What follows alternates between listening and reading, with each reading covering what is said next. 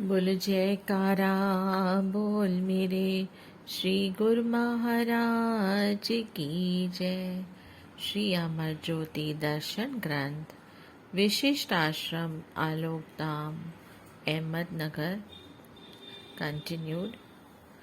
भक्त जी भोग का डिब्बा तैयार करवाकर प्रतिदिन साइकिल पर सवार होकर लगभग 10 किलोमीटर का सफ़र तय करके स्टेशन पर पहुंचते। आंखें बेचैनी से हर गली में श्री प्रभु जी को ढूंढती, परंतु उन्हें वहां न पाकर चित्त में उदासी छा जाती। भोग का डिब्बा ज्यों का त्यों वापस लेकर लौट आते। परिवार के अन्य सदस्य इन्हें नित्य प्रति स्टेशन पर जाने के लिए मना करते, परंतु भक्त जी सबकी परवाह किए बिना पूर्ण निष्ठा से श्री प्रभु जी के पावन ध्यान में निमग्न हो उनकी सेवा में पहुंच जाते। उनकी यह न जाने जैसी परीक्षा थी। फिर वह दिन भी आ गया जब वे स्टेशन पर पहुंचे ही थे कि उन्हें एक गाड़ी के दरवाजे पर महात्मा शांत पूर्णानंद जी खड़े हुए दिखाई दिए। वे तुरंत उधर की ओर बढ़े और पूछा कि श्री प्रभु जी किधर हैं। उधर आपने उनकी आवाज़ सुनकर महात्मा परम योगानंद जी को फरमाया कि देखो, बाहर भक्त भगवान दास जी आए हैं। भक्त जी जब बोगी के अंदर पहुंचे तो आपको विराजमान देख दंडवत प्रणाम किया। श्री दर्शन पाकर उनका हृदय खिल उठा, आंखों से प्रेम आंसू प्रवाहित होने लगे। सब कुछ जानते हुए भी माँ प्रभु जी ने पूछा कि हमने कोई सूचना तो नहीं भिजवाई, फिर तुम्हें कैसे पता चल गया कि हम इस गाड़ी में आज आ रहे हैं। भक्त जी ने विनय की, प्रभु मैं पिछले सप्ताह से हर रोज स्टेशन पर आकर हर गाड़ी में आपको ढूंढता, परंतु आपको किसी भी गाड़ी में न पाकर मायूस होकर लौट जाता। आज करुणा निधान प्रभु की असीम अनुकंपा से श्री दर्शनों का परम सौभाग्य प्राप्त हुआ है। आंखें अपनी सुमजुल छवि को आपकी सुमजुल छवि को निहार कर धन्य हो गई है। माँ प्रभु जी उसका हार्दिक प्रेम देखकर मुस्कुराए और फरमाया कि हम तुमसे आज वादा करते हैं कि हम जब भी श्री अनंतपुर से प्रयागधाम और श्री प्रयागधाम से श्री अनंतपुर जाएंगे तो तुम्हें संदेश अवश्य भिजवाएंगे। तुम्हें सेवा और दर्शनों का लाभ मिलता रहेगा। यह सिलसिला काफी समय तक चलता रहा।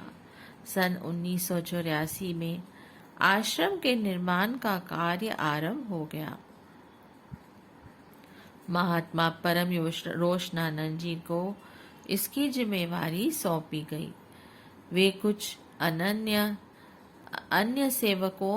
सेवादारों सहित इस कार्य में संलग्न हो गए। यहाँ आसपास निवास के लिए भी कोई स्थान न था। दिन भर सेवा कार्य चलता और रात्रि समय एक पुरानी बस में सब विश्राम करते। सरजापुर से भक्त आसानंद जी के निवास स्थान से यहाँ भोजन बनकर पहुँचता, जो कि आश्रम से काफी दूरी पर था। श्री प्रभु जी को जब इन कठिनाइयों के बारे में पता चला तो उन्होंने समीप ही कोई स्थान किराए पर लेने की आज्ञा फरमाई। आश्रम के आसपास कोई जगह नहीं मिली। सिंधी कॉलोनी तार कपूर में एक मकान खाली था। जब वहाँ लोगों से पूछा तो पता चला कि इसका नाम भूत बंगला है। यहाँ भूतों का वास होने के कारण ही यह मकान खाली पड़ा है। कोई भी भय के कारण इधर की ओर मुख भी नहीं करता। भक्तों द्वारा जब यह विनती श्री चरणों में पहुंची तो आपने फरमाया, भक्तों को भूत कुछ भी नहीं करते। यहाँ नियम से जब श्री आरती पूजा होगी, नाम जाप होगा तो वे भूत स्वतः ही यहाँ से पलायन कर लेंगे। आप अपना कार्य आरंभ करो। श्री आज्ञा अनुसार लंगर का सारा प्रबंध यहाँ कर लिया गया। तारकपुर में रहने वाले अन्य भक्त भी प्रतिदिन श्री आरती पूजा में सम्मिलित होने लगे। लंगर की सेवा में भी भाग लेने लगे। बच्चा, बूढ़ा, जवान सब सेवा का सौभाग्य पाकर कृतार्थ होने लगे। यह सब महापुरुषों की अनंत अनंत कृपा का ही फल है। जिस स्थान की ओर भय से मारे कोई देखता तक न था, महापुरुषों ने वहाँ सेवा भक्ति की ऐसी लहर चलाई कि उन्हें यह भी स्मरण न रहा कि यहाँ कभी भयानक आवाजें आती थी। महाप्रभु जी ने स्वयं भी कई बार इस स्थान को कृतार्थ किया। इस प्रकार 2 वर्ष तक ऐसे ही कार्य चलता रहा। एक बार आपने यहाँ कृपा फरमाई और सारे आश्रम का निरीक्षण किया। उस समय श्री मंदिर जी का निर्माण कार्य चल रहा था। आपने फरमाया कि पहले यहाँ पर लंगर बनाने का स्थान तैयार करो तथा आवास के लिए भक्त एवं भक्त्यानियों की ओर भवन बनाओ। भक्तों ने श्री आज्ञा शिरोधार्य कर लंगर और आवास के लिए बिल्डिंग तैयार की। फिर धीरे धीरे श्री मंदिर जी का निर्माण कार्य भी होने लगा। आपने यहाँ सेवा की ऐसी निराली दात बख्शी कि सेवकों को न दिन का होश रहता न रात का। सब मस्त होकर सेवा में जुट जाते। आप जब जब यहाँ कृपा फरमाते, स्वयं विराजमान होकर सेवा कार्य करवाते और सेवकों के दिल में नित्य नूतन उत्साह बढ़ते। मनोहारी लीलाओं से सरसाते, भोग प्रसाद खिलाते, अमृत वर्षणों की वर्षा में मंजन करवाते।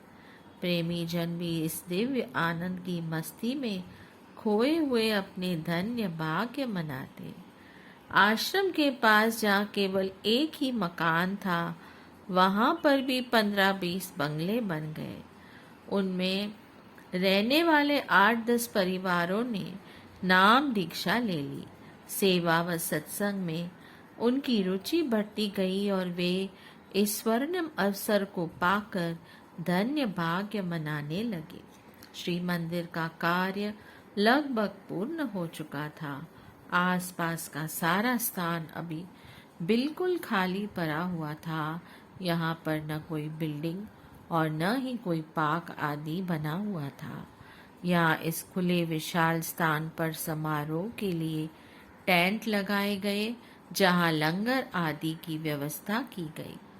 मनमार, येवला, नासिक, औरंगाबाद एवं अन्य समीप एवं दूरवर्ती स्थानों से प्रेमी गुरुमुख यहाँ आकर श्री दर्शन और सत्संग का लाभ उठाने के लिए एकत्र होने लगे। महाप्रभु जी प्रातः श्रीकार में विराजमान होकर टेंट के मध्य में बने हुए रास्ते से बाहर सैर के लिए जाते तो कुछ गुरुमुख कार के पीछे पीछे जाते। उन्होंने देखा कि आप 1-2 जगह पर खड़े हुए सुरक्षा कर्मचारियों के पास कार रोकते। वे श्रद्धा सहित श्री चरणों में शीश झुकाते तो आप फरमाते कि ये तुम्हारे बहुत ऊंचे भाग्य हैं जो इस सेवा का सौभाग्य मिला हुआ है। उन्हें प्रसाद देकर आप पीछे आ रहे गुरुमुखों से सड़कों की सफाई की सेवा करवाते और बहुत ही मौज में आकर श्री मुख से ये वचन फरमाते कि सेवा की दात देकर हम आपको तन मन को पवित्र करने का साधन एवं सुअवसर प्रदान कर रहे हैं। इस स्थान पर समय पाकर कई बार गुरुमुख प्रेमी निवास करेंगे। अनंत यह सौभाग्यशाली दिन और सुहानी घड़ी आ गई जिसकी सभी गुरुमुख प्रेमियों को बहुत उत्सुकता से प्रतीक्षा कर रहे थे। श्री मंदिर जी को सुवासित पुष्पों और बिजली की टिमटिमाती लड़ियों से खूब सजाया गया।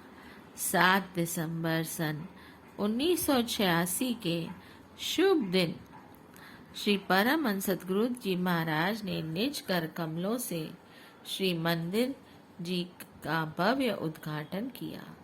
प्रातः अति सुंदर सुसज्जित सिंहासन पर श्री परमहंसों की दिव्य प्रतिमाएं विराजमान हो गईं। हार पीताम्बर पहनाकर उन्हें केसर तिलक से सुशोभित किया। श्री आरती पूजा का कार्यक्रम हुआ। महाप्रभु जी ने अपनी मधुर वाणी में फरमाया, गुरुमुखों, संसार में प्राय आम जीवों की सुरती शरीर में, इंद्रियों में, धन में लगी हुई है। वे अपनी सुरती इन्हीं चीजों में लगा देते हैं। आप जैसे पुण्य संस्कारी जीव जो मालिक की भक्ति में लग जाते हैं, वे विरले ही होते हैं। जिस प्रकार संसार में कई इमारतें बनती हैं, उनमें हर प्रकार के सुख सुविधा के सामान भी सुलभ होते हैं, परंतु उनसे रूहों को कोई लाभ पहुंचे ऐसा नहीं है। लाखों हजारों में ही कोई ऐसा भवन व इमारत बनती है जहाँ प्रभु की महिमा या प्रभु का सिमरन होता है। जैसे आप देख रहे हैं कि यहाँ आज जो श्री परमहंस अद्वैत मंदिर का शुभ उद्घाटन हो रहा है, गुरुमुख जन यहाँ आकर श्री आरती पूजा और भजन अभ्यास करके अपनी रूह का कल्याण करेंगे। यह सुनहरी अवसर आप जैसे विरले भाग्यशाली गुरुमुखों को मिलता है। इन नियमों पर चलकर वे अपना जीवन सकार्थ कर लेते हैं। आम संसारी जीव ऐसे अनमोल समय को व्यर्थ गंवा देते हैं। गुरुमुख संसार में रहते हुए भी भजन अभ्यास करके अपनी असली चीज को प्राप्त कर लेते हैं और अपना लोक परलोक संवार लेते हैं। वे अपनी कमाई में गफलत नहीं करते। अपना तन मन धन सारी ताकत मालिक के नाम में खर्च कर देते हैं और सच्चा लाभ प्राप्त करके खुशी से अपना जीवन व्यतीत करते हैं। महापुरुषों की भी यही मौज होती है। उन्होंने जो भी यह रचना रचाई है, सब गुरुमुख यहाँ आकर भक्ति का सच्चा लाभ प्राप्त करें और अपना लोक परलोक सफल करें। सबको आज के समागम की बहुत बहुत बधाई हो। इस प्रकार शुभ मुहूर्त के इस दृश्य को मन मंदिर में बिठाते हुए सब ने दिव्य अलौकिक आनंद की अनुभूति की। श्री प्रभु जी ने भी समस्त संगत को अपना शुभ आशीर्वाद प्रदान करते हुए निज मुख से मुबारकबाद दी। उस सुहाने सुखद अवसर पर ऐसा प्रतीत होता था कि मानो देवता गण भी इस समारोह में सम्मिलित होकर नव मंडल से पुष्प वृष्टि कर रहे हो। महापुरुष हर क्षण हर पल परमार्थ पद की ओर उत्तरोत्तर बढ़ते हुए अनवरत जीव कल्याण करते हैं।